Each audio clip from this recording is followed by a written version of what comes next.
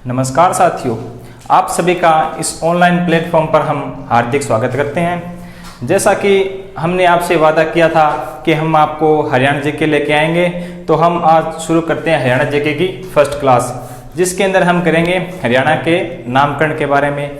पढ़ेंगे कि हरियाणा में हमें किन किन नाम देखने को मिलता है, जैसे हमारा ऋग्वेद हो गया, यजुर्वेद हो गया। इस प्रकार सभी हम देखेंगे कि हमें हरियाणा के क्या क्या नाम देखने को मिलते हैं। तो हम शुरुआत करते हैं सबसे पहले हरियाणा के वैदिक काल से। कौन से काल से? वैदिक काल से। वैदिक काल। वैदिक काल के दौरान हरियाणा को ब्रह्मावत कहा गया था। क्या कहा गया था? ब्रह्मावत।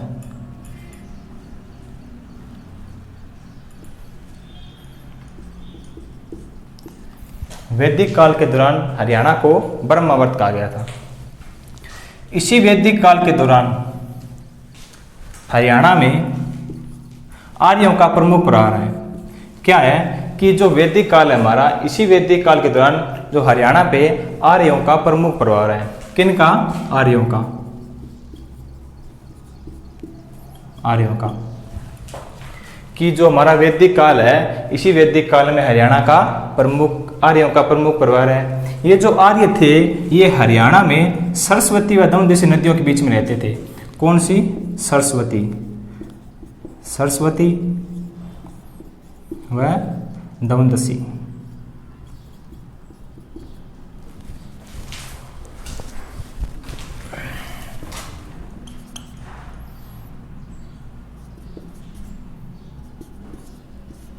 ठीक है कि जो वैदिक काल में हरियाणा का नाम था ब्रह्मावत। वैदिक काल में आर्य रहते थे कौन सी नदी के किनारे? सरस्वती व दमदसी नदी के किनारे रहते थे। और जो आर्यों ने सर्वप्रथम हरियाणा के लिए देवभूमि शब्द का प्रयोग किया है। आर्यों ने हरियाणा को किस शब्द का प्रयोग किया है? हरियाणा के लिए देवभूमि। देवभूमि। देवभूमि का मतलब है कि देवताओं की भूमि। तो क्या है कि सबसे प्राचीन वैदिक काल में हरियाणा को क्या नाम था? ब्रह्मावर्त। उसके बाद वैदिक काल में हरियाणा में आर्यों का प्रमुख प्रभाव था। जो ये आर्य थे, ये सरस्वती व दमदसी नदी के बीच में रहते थे। और आर्यों ने वैदिक काल के दौरान हरियाणा को देववती शब्द से जाना है, जिसका मतलब है यहाँ पे देवताओं का निवास होता था। और वैदिक काल के दौरान ही हरियाणा को हरियाणा को भारतीय संस्कृति व सभ्यता का पालना माना है। किनका? भारतीय संस्कृति। भारतीय संस्कृति व सभ्यता का पालना। सभ्यता का पालना। क्या है कि वैदिक काल के दौरान ही हरियाणा को भारतीय संस्कृति व सभ्यता का पालना माना जाता है, क्योंकि जो हमारे भारत के जितनी भी संस्कृति हुई है, उनका प्रमुख प्रभाव हमें हरियाणा में देखने को मिलता है। और जो हमारे जितनी भी सभ्यताएं हैं, उनका उनका प्रभाव भी हरियाणा में देखने को मिलता है। तो इस प्रकार से वैदिक काल हमारे लिए बहुत ज़्यादा इंपॉर्टेंट हो गया कि वैदिक काल में हरियाणा को क्या नाम दिया गया था? ब्रह्मावत। वैदिक काल में आर्यों का प्रमुख प्रभाव था हरियाणा में। जो आर्य थे, ये सरस्वती व दमदसी नदी के बीच में रहते थे। और जो वैदिक काल में हरियाणा को भारतीय संस्कृति और सभ्यता का पालना माना गया है। वैदिक काल के दौरान आर्यों ने हरियाणा के लिए देवभूमि शब्द का प्रयोग किया गया है, जिसका अर्थ है कि देवताओं की भूमि। उसके बाद में हम शुरुआत करते हैं मनुस्मृति। कौन सी? मनुस्मृति।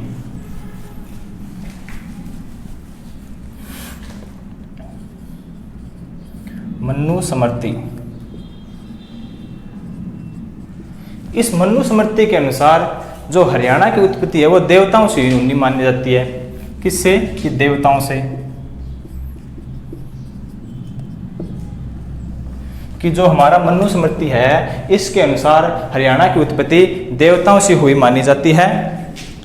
और इसकी देवताओं से उत्पत्ति होने के कारण हरियाणा को ब्रह्मा कहा गया है। हरियाणा को ब्रह्मा कहा गया है। ठीक है, कि मनुस्मृति के अनुसार हरियाणा की उत्पत्ति देवताओं से हुई थी, इसके कारण इसको बर्मा कहा गया था। कुछ विद्वान मानते हैं कि जो हरियाणा की प्रकृति है, कि हरियाणा की प्रकृति, जो हरियाणा की प्रकृति है, इसकी उत्पत्ति, प्रकृति की उत्पत्ति, प्रकृति की उत्पत्ति ये बर्मा जी ने की थी।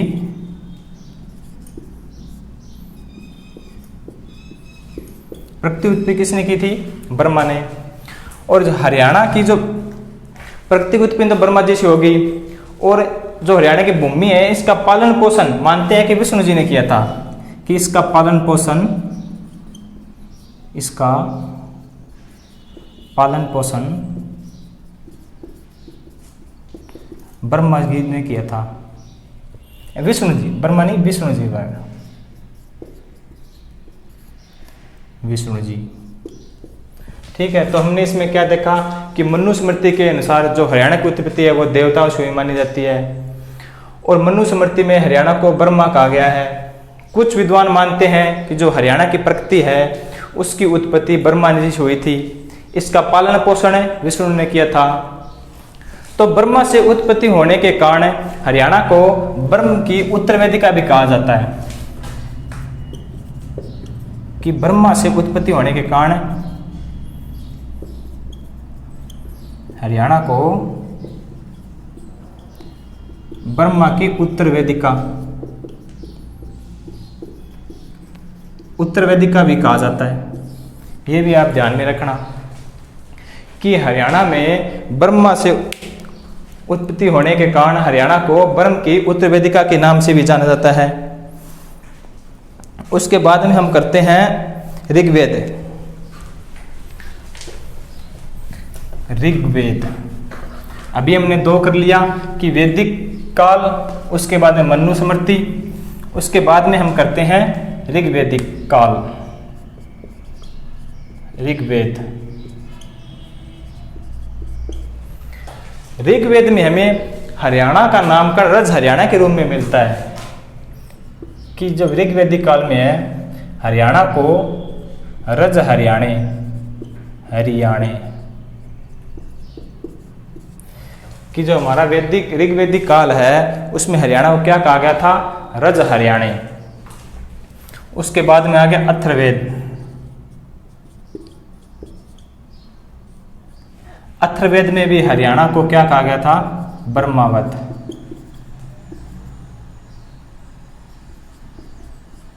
आप ये भी याद रखना, जो ऋग्वेद है ये सबसे प्राचीन वेद है, सबसे प्राचीन वेद, सबसे प्राचीन वेद। अगर आपसे अच्छा से क्वेश्चन पूछ ले कि हरियाणा का सबसे, जो हरियाणा का नामकरण है वो सबसे प्राचीन वेद ऋग्वेद में हमें क्या मिलता है, तो उसमें आपको आंसर करना है कि रज हरियाणा, कि जो सबसे प्राचीन वेद है हमारा ऋग्वेद, उसमें हरियाणा का नामकरण हमें रज हरियाणा के रूप में मिलता है। और जो सबसे प्राचीन वेद है अपना अथर्ववेद है, उसमें हमें हरियाणा का नाम है ब्रह्मावत के रूप में मिलता है। जो ऋग्वेद है इसमें 10 मंडल है। मंडल कितने हैं? 10 मंडल। 1028 क्या है? सूतक है। और ये जो ऋग्वेद के 10 मंडल है इसमें जो तीसरा मंडल है, कौन सा मंडल? तीसरा मंडल। इस तीसरे मंडल में हमें गायत्री मंत्र मिलता है। कौन सा? गायत्री मंत्र, गायत्री मंत्र। ये बात आप ध्यान रखना कि जो सबसे प्राचीन वेद ऋग्वेद है इसमें हरियाणा का नाम हमें रज हरियाणा के रूप में मिलता है। उसके बाद में हमारा अथर्ववेद हो गया जिसमें हमें हरियाणा का नाम ब्रह्मावत के रूप में मिलता है। उसके बाद में हो गया ऋग्वेद के अंदर 10 मंडल है, 10 में से जो तीसरा मंडल है उसमें हमें गायत्री मंत्र के बारे में पता चलता है। 1028 सूतक है, तो ये हमारा हो गया ऋग्वेदिक। उसके बाद में हम पढ़ते हैं कि महाभारत। महाभारत, महाभारत काल के दौरान हरियाणा को बहुधान्य के रूप में जाना गया है। क्या कहा गया? बहुधान्य, बहुधान्य। इस बहुधान्य का मतलब है बहुत सारा अनाज, कि बहुत सारा अनाज। ये क्वेश्चन एचएससी के द्वारा पूछा गया था कि जो महाभारत काल के दौरान हरियाणा को बहुत धान्य कहा गया है, इसका क्या मतलब है? तो ऑप्शन में था आपका कि बहुत सारा अनाज। ठीक है। उसके बाद में जो महाभारत है, ये महाभारत आपके कुरुक्षेत्र में लड़ी गई थी। कुरुक्षेत्र कि जो महाभारत युद्ध था वो कहाँ पे हुआ था? कुरुक्षेत्र में। कितने दिन चला था? 18 दिन। 18 दिन। किस किस के बीच में हुआ था? तो आपके एक तरफ थे कौरव और आपके दूसरी तरफ थे पांडव। इनके बीच में यह महाभारत का युद्ध हुआ था, जिसमें से पांडवों की विजय हुई थी। जो कौरव थे, इनकी राजधानी क्या थी? हस्तिनापुर थी। जो पांडव थे, इनकी राजधानी क्या थी? इंद्रप्रस्थ थी। तो अभी हम महाभारत के बारे में इसमें थोड़ा ही पढ़ेंगे, क्योंकि जब हम नेक्स्ट टॉपिक करेंगे तो इसमें महाभारत का पूरा चैप्टर आएगा, उसमें महाभारत को पूरी डिटेल से पढ़ेंगे हम। उसमें कुछ भी नहीं छोड़ेंगे कि महाभारत में कौन से वंश थे, हमें किन किन स्थानों का पता चलता है, यह युद्ध कितने दिन हुआ था, इसमें कौन सी सेना ने भाग लिया था, कौन किसके द्वारा मारा गया था, ये सब उस हम महाभारत में पढ़ने वाले हैं। तो अभी यहाँ पे हमें इतना ही देखना है कि जो महाभारत काल है उसमें हरियाणा का क्या नाम था? तो क्या था? बहुधान्य। उसके बाद में देखते हैं कि जो बाणभट्ट है, बाणभट्ट की हरचरित्र, बाणभट्ट की पुस्तक का क्या नाम है? हरचरित्र।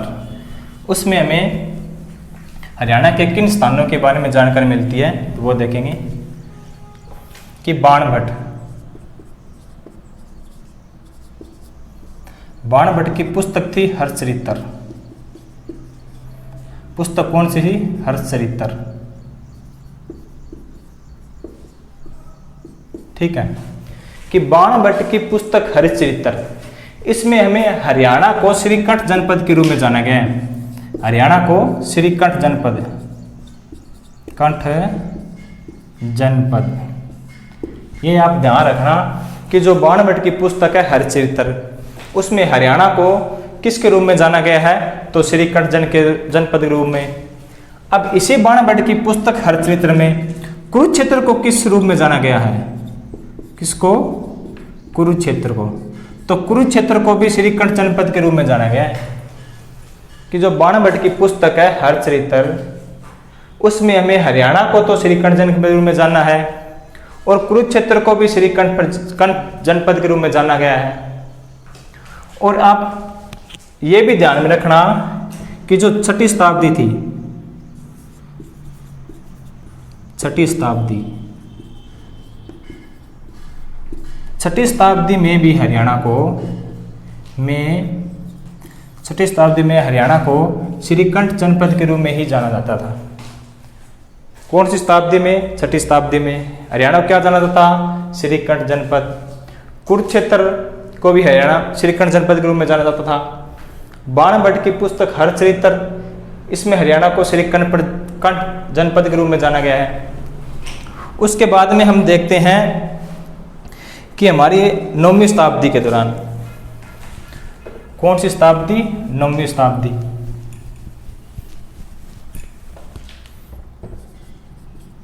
नौवीं शताब्दी 9वीं शताब्दी के दौरान हरियाणा को हरियाल के रूप में जाना गया था। हरियाल। ठीक है। अगर आपसे एचएससी पूछे कि 9वीं शताब्दी के दौरान हरियाणा को किस नाम से जाना जाता था, तो किस नाम से? हरियाल के नाम से जाना जाता। हरियाल के नाम से इसलिए जाना जाता था क्योंकि 9वीं शताब्दी के दौरान हरियाणा में बहुत ज़्यादा हरियाली होने के कारण जिसके इसको हरियाल के रूप में जाना गया था। अब उसके 9वीं शताब्दी के बाद में हम पढ़ते हैं 10वीं शताब्दी। कौन सी? 10वीं शताब्दी। 10वीं शताब्दी के एक प्रसिद्ध जैन कवि थे, प्रसिद्ध जैन कवि, जैन कवि जिनका नाम है पुष्पंद। जैन कवि कौन थे? पुष्पंद। कि 10वीं शताब्दी में प्रसिद्ध जैन कवि जिनका नाम है पुष्पंद, उनकी पुस्तक का नाम है महापुराण। कि जो पुष्पंद है इसने रचना की थी महापुराण की। इनके द्वारा रचित पुस्तक है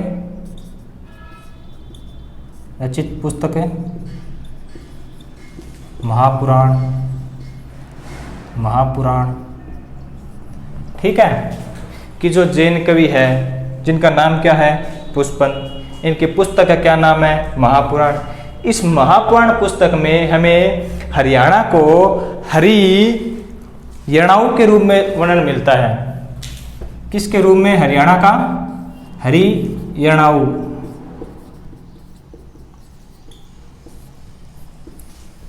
ठीक है, तो अभी क्या क्या शताब्दिक पूछे तो 10वीं शताब्दी। कवि पूछे कौन थे तो पुष्पंद थे। पुस्तक पूछे तो महापुराण। हरियाणा का क्या नाम था तो हरियाणवी नाम था। अगर इनका संबंध पुस्तक पूछे तो ये रोहतक के आसपास के रहने वाले थे। ठीक है, कि 10वीं शताब्दी में प्रसिद्ध जैन कवि जो रोहतक के आसपास के रहने वाले थे जिनका नाम था पुष्पंद है, उनके द्वारा रचित पुस्तक है महापुराण है। उसमें हमें हरियाणा का हरियाणा रूप में वर्णन मिलता है। उसके बाद में हम करते हैं कि एक जैन कवि और थे श्रीधर। कौन थे? श्रीधर। एक और जैन कवि थे जिनका नाम क्या है? श्रीधर। इनकी पुस्तक का नाम पाषाणोचरित।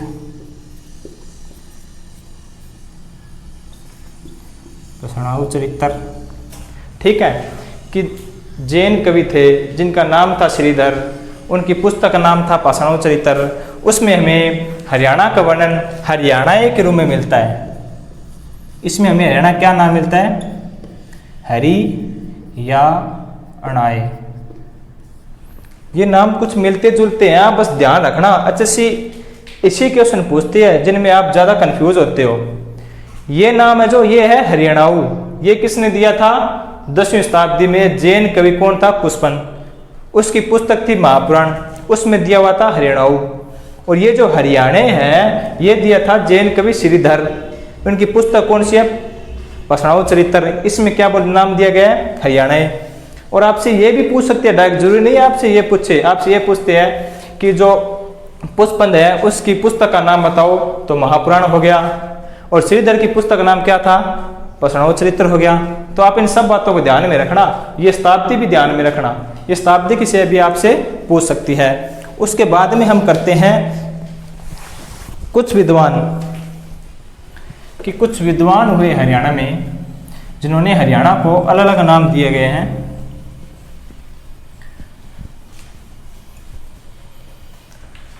कुछ विद्वानों के अनुसार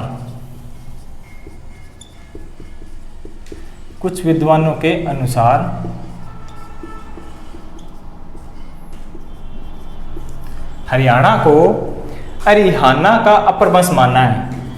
किसका? अहिराना का अपभ्रंश। ये क्वेश्चन एक बार आया हुआ है कि हरियाणा को किसका अपभ्रंश माना गया था, तो ऑप्शन में था अहिराना।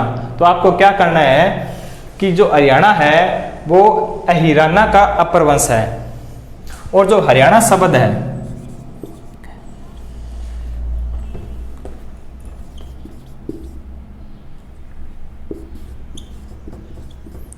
हरियाणा शब्द के अंदर आपको प्रत्यय पूछ लिया जाए कि हरियाणा शब्द के अंदर कौन सा प्रत्यय है, तो क्या करे वो? वी प्रत्यय। ये बात भी ध्यान में रखना।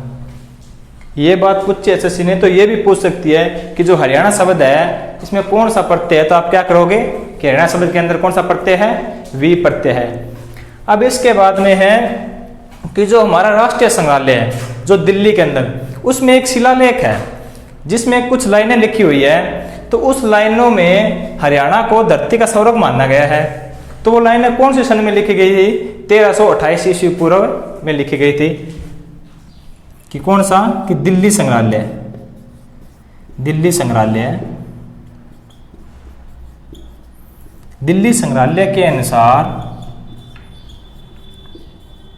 के अनुसार दिल्ली संग्रहालय के अनुसार हरियाणा पर धरती का स्वर्ग है, धरती का स्वर्ग।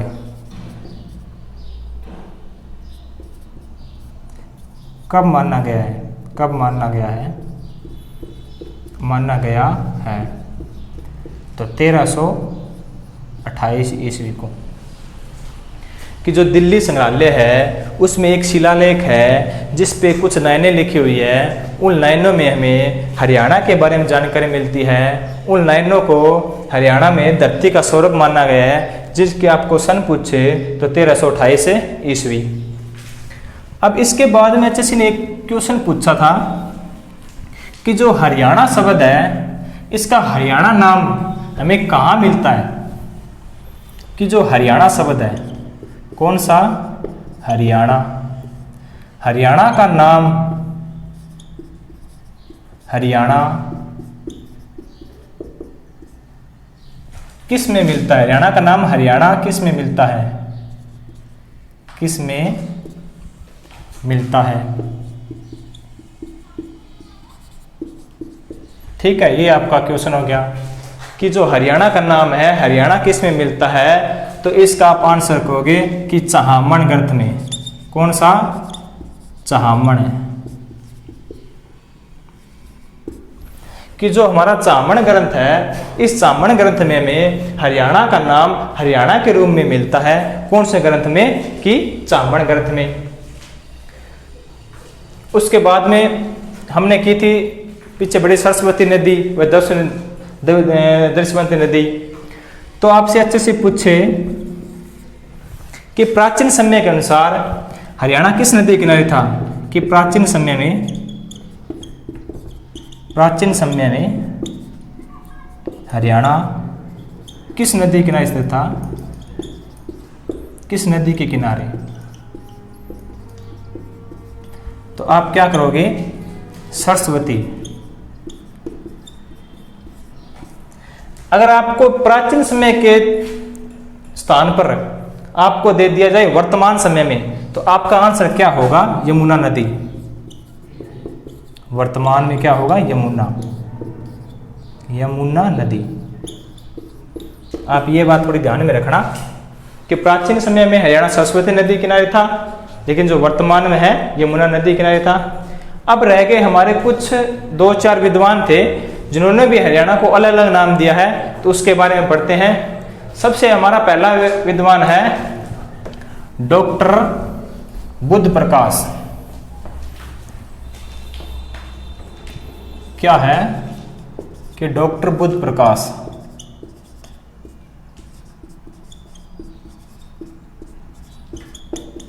कि जो डॉक्टर बुद्ध प्रकाश है इन्होंने हरियाणा को क्या नाम दिया गया था, तो डॉक्टर बुद्ध प्रकाश ने हरियाणा को अभिरयाणा के रूप में जाना था।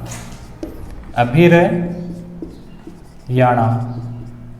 ठीक है। अगर क्वेश्चन में आए कि डॉक्टर बुद्ध प्रकाश के अनुसार हरियाणा क्या नाम था, क्या था, अभिरयाणा। उसके बाद में हम करते हैं कि एच.आर. गुप्ता के द्वारा, डॉक्टर एच.आर. गुप्ता के द्वारा, एच.आर. गुप्ता। अब इनका भी देख लेते हैं कि डॉक्टर एच.आर. गुप्ता ने हरियाणा को किसके रूप में माना है। तो डॉक्टर एच.आर. गुप्ता ने कहा कि जो हरियाणा है जो आर्यों का घर माना है। किसका, आर्यों का घर, आर्यों का घर। अगर आर्यों का घर ना हो तो आप आर्याना भी कर सकते हैं, आर्याना। और हमने पीछे किया था कि जो आर्य थे हरियाणा में वैदिक काल के दौरान आए थे। ये सरस्वती व दमदशी नदियों के बीच में रहते थे। आर्यों ने हरियाणा के लिए देवभूमि शब्द का प्रयोग किया है, देवताओं से भूमि के बारे में। जो आर्य थे सरस्वती दमदशी नदियों के बीच में हमने बता दिया। उसके बाद में हम करते हैं नंबर 3, जे.सी. अवस्थी के अनुसार, अवस्थी, ठीक है। कि जो जे.सी. अवस्थी है, जे.सी. अवस्थी के अनुसार हरियाणा को ऋग्वेद से उत्पन्न मानना है।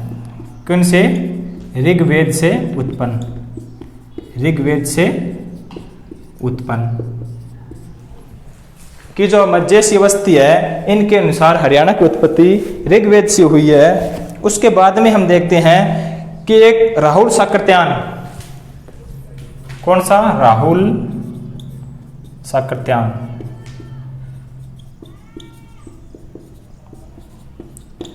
राहुल साकृत्यायन ने क्या हरियाणा के बारे में क्या कहा है? इन्होंने राहुल साकृत्यायन ने हरियाणा को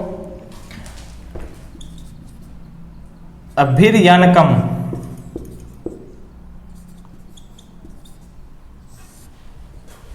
कि जो डॉक्टर राहुल साकृत्यायन है उन्होंने हरियाणा को अभिरयानकम रूप में जाना गया है।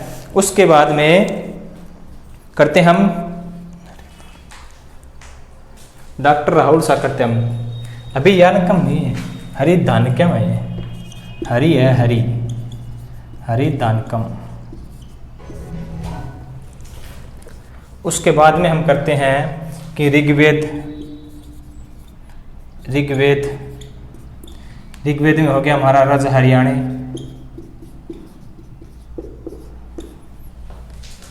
उसके बाद में हम करते हैं महाभारत में हमारा हो गया बहुधान्य। उसके बाद नंबर 7 करते हैं हम वैदिक काल के दौरान।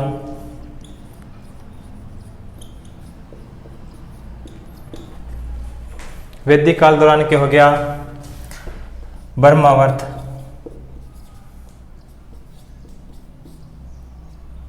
ठीक है। अगर आपको पूछे उत्तर वैदिक काल के दौरान, उत्तर वैदिक, तो आप क्या करोगे? मध्य प्रदेश।